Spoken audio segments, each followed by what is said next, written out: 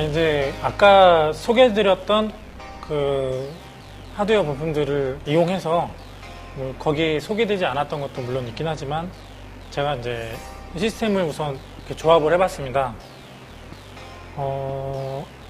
되게 간소한데 사실 익스트림 오버클럭 하시는 분들은 여기에 이제 뭐 드라이 아이스팍 같은 거 이렇게 올라가 있고 뭐 주변에 막 휴지도 둘둘 감고 뭐 전압계 같은 것도 놓고 되게 좀 뭐가 많은데 계속 강조하지만 우리는 대중적인 오버클럭을 하기 때문에 이렇게 간소하게 꾸며서 할 수 있습니다. 지금 뭐 케이스 안에 들어가 있는 상태가 아니라 그냥 이렇게 오버클럭 하기 좋고 또 이 시스템 조립하기도 좋고 여러분들께 이런 하드웨어를 보여드리기 좋게 이렇게 오픈형 케이스를 사용을 하다 보니까 좀 이렇게 어수선하게 됐는데요. 뭐 그런 건 좀 이해를 해 주십시오. 일단 지금 여기 이제 아까 소개드린 수냉 쿨러가 제대로 장착이 됐는지 확인을 해보고요. 각종 커넥터들도 제대로 다 연결이 됐는지 메모리도 다 확인을 해보고 네. 이 과정이 다 끝나면 이제 윈도우를 설치를 하고 이제 메인보드 드라이버들을 다 설치를 해준 뒤에 오버클럭에 필요한 이제 어플리케이션을 몇 가지 설치를 하고 오버클럭을 진행을 하면 됩니다. 기본적인 과정은 일단 그냥 우리가 시스템을 조립을 해서 구성을 해놓고 여기다가 윈도우 설치하고 드라이버 설치하고 까지는 동일해요. 그 다음에는 이제 우리가 사용하고자 하는 목적에 맞게끔 뭐 자기한테 필요한 어플들 그 다음에 프로그램들 설치해가지고 쓰면 되는데 그건 이제 그럴 때는 일반적인 시스템이고 오버클럭 시스템 같은 경우에는 일단 우리가 어디까지 오버클럭을 할지 그 다음에 그게 안정이 잘 될지 확신이 있는 상태는 아니기 때문에 우선 비워놓고 오버클럭을 이제 진행하는 데 필요한 소프트웨어들을 넣고 테스트를 다 하고 이게 이제 제대로 안정적인 상태로 유지가 되는지를 확인할 수 있는 안정화 프로그램까지 넣어서 안정화 작업이 다 끝난 다음에 다시 한번 윈도우를 설치를 해서 이제 평상시에 내가 쓰던 소프트웨어들을 얹어가지고 사용을 하면 되겠습니다. 일단 지금 하드웨어는 준비 다 됐고요. 이제 윈도우 설치해서 윈도우 안에 들어가면 제가 그 오버클럭 할 때 필요한 소프트웨어들을 하나씩 소개해 드릴 수 있도록 하겠습니다. 일단 제가 가장 먼저 소개해 드릴 거는요, CPU Z라는 프로그램입니다. 이 CPU Z는 뭐 오버클럭 할 때 이거 없으면 오버를 못 해요. 자, 여기 이제 위에 CPU 탭, 그 다음에 캐시, 메인보드, 메모리의 이제 상세 타이밍 값, 내장 그래픽이나 뭐 그래픽 사용하는 거에 대한 정보가 뜨는 내용이고요. 이건 이제 프로그램에 대한 정보를 알 수 있는 부분인데, 자, 이 중에서 우리가 제일 중요하게 볼 분들은 당연히 이제 여기 CPU입니다. CPU. 이 캐시 이런 것들은 변화하지 않는 거기 때문에 그냥 참고만 하시면 되고요. 메인보드 같은 경우에는 지금 현재 사용되고 있는 메인보드가 뭔지, 그 다음에 어떤 칩셋, 그 다음에 뭐 바이오스 버전이라든지 마더보드에 리버전이 있다면 리버전은 뭔지 이런 것들을 알 수 있고요. 메모리 같은 경우에는 이제 뭐 메모리 타입이나 용량, 채널, 그 다음에 이제 메모리 클럭 같은 경우도 알 수 있습니다. 여기에 지금 800 정도 들어간 거라고 보시면 되는데 소수점이니까 약간 다르거든요. 여기 곱하기 2 하시면 실질적으로 이제 DDR 1600 클럭이 들어가 있다는 거를 지금 확인을 할 수 있습니다. 여기는 이제 그에 따른 세부 사항이고요.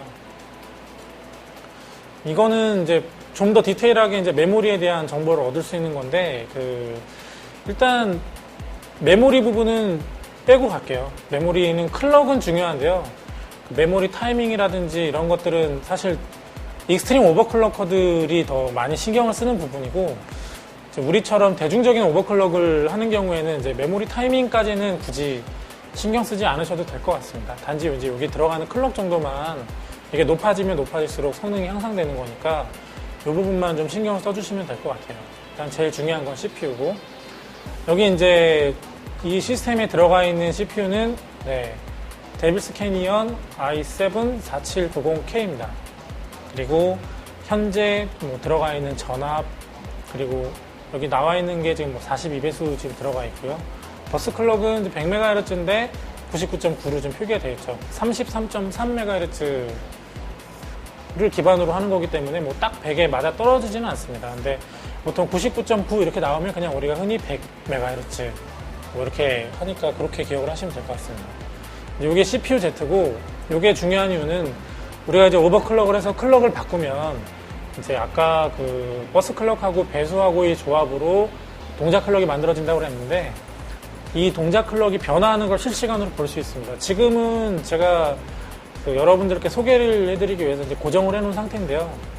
사실 오버클럭을 하지 않아도 우리 그 터보 부스트라는 기능을 이용하면 클럭이 자유롭게 올라갔다가 내려갔다 하지 않습니까?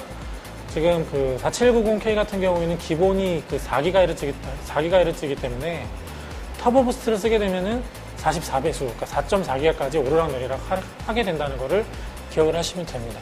그런 거를 실시간으로 확인을 할 수 있고요. 여기서 나중에 이제 우리가 오버클럭을 해서 뭐 4.5기가, 4.7기가 이렇게 바꾸면 이 부분의 배수가 변경이 되고, 여기는 동작 속도도 변경이 됩니다. 이렇게 확인을 하시면 되고요. 두 번째로 소개해드릴 프로그램은 리얼 템프입니다. 리얼 템프는 오버클럭을 할 때, 뭐 이것도 필수라면 필수인데, 보통 이제 익스트림 오버클럭을 하시는 분들은 별도로 디지털 온도계를 이제 센서를 설치를 해놓고 이제 보면서 하니까 이런 것들을 별로 사용하지는 않는데, 우리처럼 대중적인 오버클럭을 하는 사람들은 그런 작업들도 번거롭기 때문에 이런 걸 많이 이용을 하죠.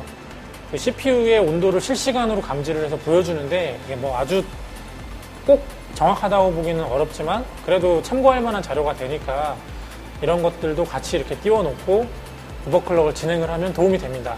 실제로 온도가 많이 상승되는 구간에서는 CPU가 부하가 많이 걸린다라는 걸 확인할 수 있고, 그때 우리 지금 설치했던 쿨러가 제대로 또 RPM이 따라 올라가 주는지 아닌지도 확인을 할 수 있기 때문에 이 프로그램도 같이 띄워놓고 확인을 하시면 도움이 되겠습니다. 요거는 그냥 온도만 참고하는 개념이고요. 다음번으로 제가 소개해드릴 거는 이제 시네벤치라는 프로그램인데요. 얘는 굳이 오버클럭뿐만이 아니라 뭐 다른 벤치마크를 할 때나 아니면 뭐 리뷰를 할 때도 쓰임이 좋기 때문에 뭐 두루두루 많이 사용되는 프로그램입니다. 이게 넓은 화면으로 나오기 때문에 제가 화면을 좀 줄이고요. 오픈GL 테스트보다는 저는 이제 주로 CPU 테스트를 선호를 하는데, 그 CPU의 성능, 순수하게 CPU의 성능만으로 결과물을 그러니까 렌더링을 합니다. 렌더링을 하는 과정에 있어서 CPU를 100% 사용하기 때문에 일단 간편하게 오버클럭 성공 여부를 확인할 때 좀 좋고요.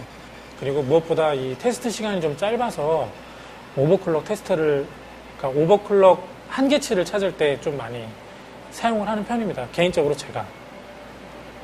구동하는 거는 이제 이따가 보여드릴 텐데요.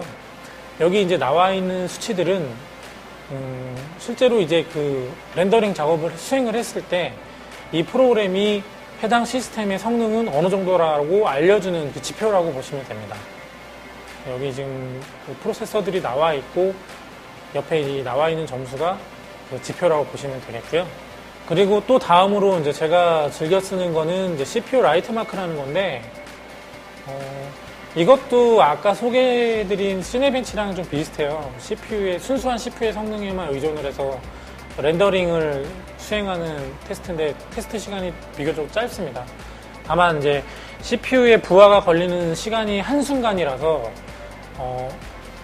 오버클럭을 성공했냐 안 했냐를 판단하기에는 좀 어려움이 있는 프로그램인데, 다만 이제 아까 제가 시간적으로도 괜찮다고 했던 시네벤치보다 더 짧은 테스트 시간을 갖기 때문에 뭐 한계치에 거의 임박해서 간단하게 테스트하기에는 또 괜찮은 프로그램이라고 생각이 돼서 제가 소개를 시켜드려봤습니다. 이 기본적인 설정에서 그냥 런만 눌러주면 아주 짧은 시간 안에 테스트 결과가 나오고요. 테스트 도중에 뭐 블루 스크린이나 프리징이 없다면 일단 뭐 동작한 걸로 볼 수 있습니다. 그 다음은 이제 링스라는 프로그램인데, 이거는 지금 요즘 유저분들이 많이 사용하시는 프로그램이에요. 그러니까 CPU나 메모리 모두 이제 풀부하를 걸어서 시스템의 이제 안정화를 확인해 보기 위한 용도로 많이들 사용을 하시는데, 제가 예전에 오버클럭을 한참 많이 할 때는 이제 프라임이라는 툴을 많이 사용을 했는데, 요즘은 또 이 링스라는 걸 많이 활용을 하시더라고요. 근데 링스가 이게 생각보다 순간적으로 걸리는 부하량도 상당히 크고, 그리고 시간이 좀 오래 걸립니다. 보통 이거는 그냥 이렇게 여기 나와 있는 올 버튼을 한번 눌러서 시스템에서 가용할 수 있는 그 최대 설정을 해주고요. 자동으로. 그 다음에 런은 뭐 몇 회를 시행을 할 거냐는 건데 보통 이제 20회를 많이 사용을 합니다.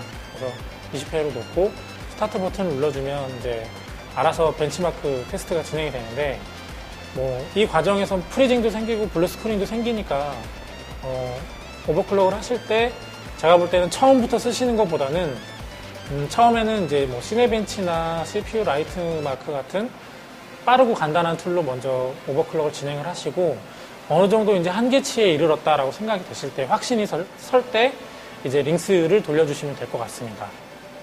이제 뭐 프로그램으로는 마지막 소개가 될 것 같은데요.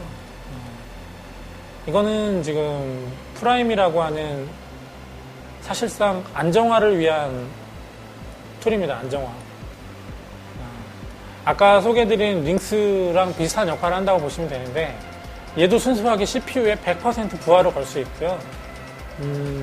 보통 이거를 한 3시간 정도 에러 없이 잘 돌아주면 그냥 안정이 됐다라고 판단을 하시면 됩니다. 근데 링스랑은 조금 다른 개념으로 움직이는 것 같기는 한데 뭐 내부 구조까지는 제가 잘 모르겠지만 저 같은 경우에는 오버클럭을 하는 과정에서는 시네벤치나 CPU 라이트 마크를 주로 많이 활용을 하고 그 다음에 안정화 클럭을 그러니까 클럭 한계치를 찾아서 얘를 안정화시켜야겠다라고 생각이 되면 주로 이제 프라임을 활용을 해서 안정화 클럭을 만듭니다.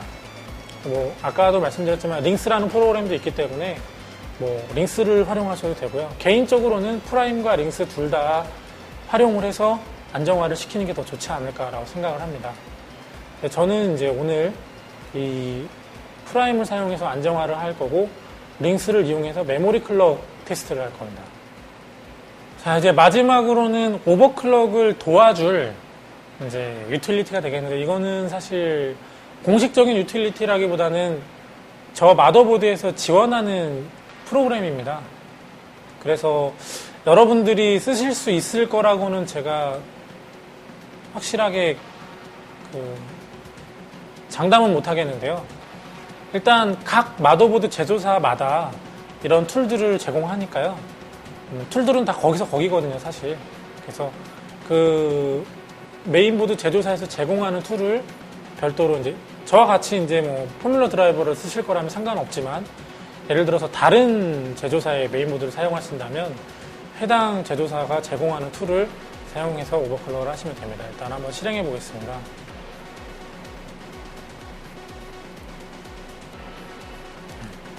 뭔가 좀 큰 화면이 나왔는데 간단하게 소개해드리면 우선 이렇게 크게 3가지 모드를 지원을 하는데 여기 나와 있는 것처럼 표준 모드 그냥 뭐 오버클럭 안 하실 때는 그냥 이렇게 쓰시면 돼요. 그리고 퍼포먼스 모드를 들어가시게 되면은 이제 어드밴스라는 하나의 그 클릭 창이 뜨는데 이걸 눌러주면 여기 딱 봐도 벌써 EasyOC라고 이제 쉽게 오버클럭하는 옵션을 별도로 제공을 하고 있습니다. 또한 여기서는 자동 오버클럭킹이라는 기능도 좀 지원을 하는데 여기서 스타트 버튼 한 번만 눌러주면 알아서 오버클럭을 진행을 해주니까요. 뭐 오버클럭이라는 게 뭘까 혹은 잘 모르겠다 하시는 분들은 우선 이렇게 자동 오버클럭을 통해서 체감을 해보시는 것도 괜찮습니다. 근데 오늘은 제가 이런 자동 오버클럭을 하지는 않고 이제 본격적으로 수동으로 오버클럭을 하는 방법을 이 툴을 통해서 소개를 해드릴 겁니다. 네, 그 항목은 위에서 여기 OC 트위커라는 항목을 선택을 해주시면 되고요. 보시면은 뭐 알 수 없는 명칭들과 그 조절할 수 있는 바가 있고 굉장히 많은 항목들이 있는 거를 알 수 있는데 너무 걱정 안 하셔도 돼요. 저도 저기 있는 거 솔직히 다 모르고요.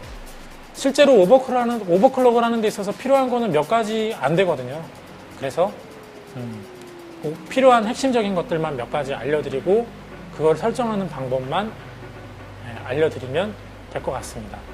요거는 이따가 제가 실제로 오버클럭을 진행을 할 때 하나씩 다시 소개해 드리기로 하고요. 우선 이렇게 제조사가 제공하는 오버클럭 툴을 이용하면 윈도우상에서도 쉽게 오버클럭을 할 수 있다는 것을 알려드리고 싶어서 소개해 드렸습니다. 네, 지금까지 제가 이제 오버클럭을 할 때 유용한 소프트웨어들을 몇 가지 소개해 드렸는데요. 이제 실제로 오버클럭을 진행을 할 거잖아요. 근데 오버클럭을 하는 과정에 있어서 이제 이 오버클럭 된 내용이 실질적으로 내가 사용을 함에 있어서 안정적으로 유지가 될 수 있느냐를 확인하기 위한 과정으로는 이제 별도의 안정화 툴을 이용하게 된다는 걸 아까도 말씀드렸는데, 일단 제가 이제 여기서 하나 더 말씀드리고 싶은 건, 오버클럭을 한다는 것 자체가 이미 그 제조사가 이제 보장을 하는 안정성적인 그 기준선을 넘어선 거기 때문에 사실 100% 안정적인 오버클럭이라는 거는 존재하지는 않습니다. 사용자의 노력, 우리가 열심히 계속 그 오버클럭 과정을 이렇게 진행을 하면서 100%에 가깝게 만들 수는 있는데요. 100%라는 거는 없어요. 그러니까 오버클럭 안정화 툴도 제가 볼 때는 뭐 어느 한 가지만 고집을 하는 것보다는 다양한 툴을 이용해서 안정화를 시도해보는 게 좋을 것 같고요. 그럼 이제 오버클럭을 진행을 하는데 오버클럭을 바로 진행하면 좀 와닿지 않잖아요. 오버클럭을 하기 전에 기본적인 상태에서 저희가 이제 몇 가지 테스트를 진행을 할 거예요. 몇 가지 테스트를 진행을 하고 그 결과를 잘 받았다가 오버클럭을 진행하고 난 다음에 같은 테스트를 진행을 해서 오버클럭 하기 전과 후에 성능 차이가 얼마나 나는지 확인을 해볼 수 있도록 하겠습니다.